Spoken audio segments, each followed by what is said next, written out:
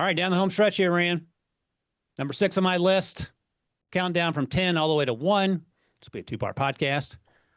Nico Iamaleava, formerly of Tennessee, now at UCLA through some wild circumstances. Redshirt sophomore.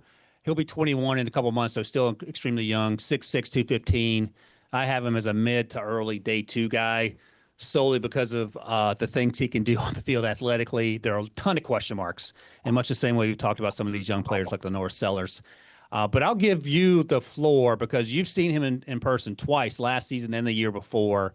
And I would imagine several times you maybe had to pick your jaw up off the floor watching him do some things. And I'll just say quickly, my comp for him was question mark Justin Herbert. Like, I really don't know where to put him because he's so young, but athletically he is freakish, even by these quarterbacks we're talking about standards.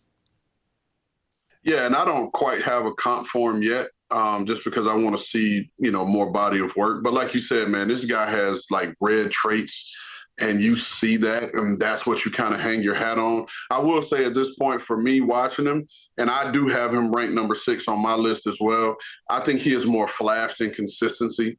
At this point, you talked about the height, you talked about the athleticism, you talked about the arm strength, and his arm is strong and it's live. The ball jumps off his hand, and he can really drive the ball, from the far hash. But the one part for me that was just very inconsistent was the accuracy. I thought it was above average at best.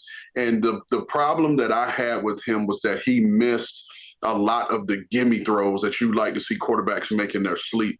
And then in the games that I viewed, which was Alabama, Georgia, and Ohio State, I only saw him complete 2 deep balls, and he forced the ball downfield a lot.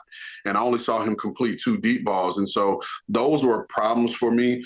And like I talked about before with the athleticism, like he can pull the ball down, run, extend drives, but he has to learn how to protect himself. He took some shots that he absolutely should not be taking.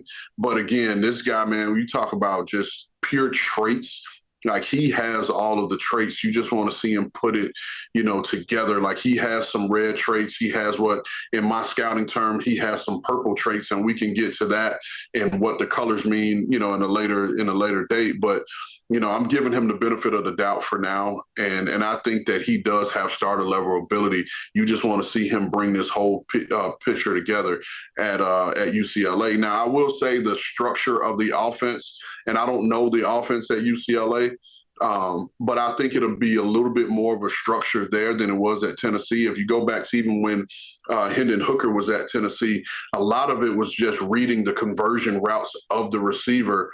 And so those quarterbacks in the Tennessee system can't really throw with anticipation because you're waiting on a receiver to convert his route. And it's really an offensive based on 3 routes. And the receiver kind of have not necessarily carte blanche to run what they want to run, but it's a lot of conversion, and you just need time to see that. Hence why they play with such wide splits to allow things to open for him. So interested to see how he plays in a more structured offense at UCLA. I'm so glad you mentioned all those things about the Tennessee offense because the anticipation wasn't there. You just explained why. They play with those extremely wide splits.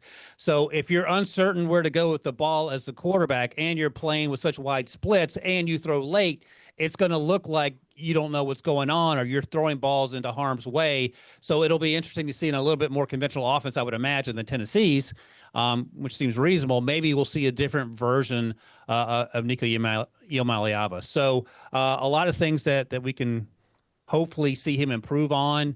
There'll be the conversation about why he transferred and the demands for more money or whether there were demands or not, and we can cross that bridge when we get to it. But I think you talk about Ran athletically. There are very few guys that look like this guy getting off the bus and warming up and running wind sprints. So there's a lot of reasons for excitement. Right now, knowing only what you see on tape, and you're picking 32nd or whatever, and you need a quarterback. Let's say you're the Steelers. Would you rather have Nico Iamaleava or Lenore Sellers? I think when it comes down to it and just the nature of the position, and I don't want to cast anything on him, I would probably lean more Lenore Sellers right now just because of the makeup of what we know a little bit about the kid. But this is why you have to go through the full process and get to know these kids personally. That's what you're hearing. Exactly. That's exactly right. Because the media's perspective, my perspective, and one of the great things about my job working with you and Rick formerly is that you get a peek behind the curtain that, yeah, the tape matters, but 45%, maybe 55% of everything else matters. And that's going to be incredibly important.